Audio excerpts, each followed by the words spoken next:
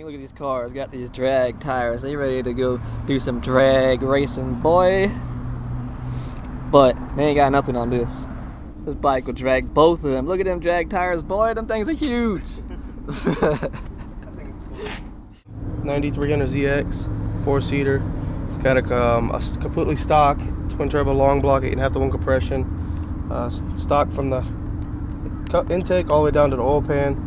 No studs or nothing. It's got GTX 30 turbos on 22 pounds right now at the moment, while my other motor's getting built on a turbo 400 and 330 rear gears. Pretty basic at the moment, but that's about it. It's a 88 notch. It's got a 4.8 stock motor, LS motor, small turbo. It's got a turbo 350 that a buddy of mine went through and built in the garage. But other than that, it's just simple stuff that just works pretty good on the street. Can't hardly hang with guys at the track, but on the street it does pretty good.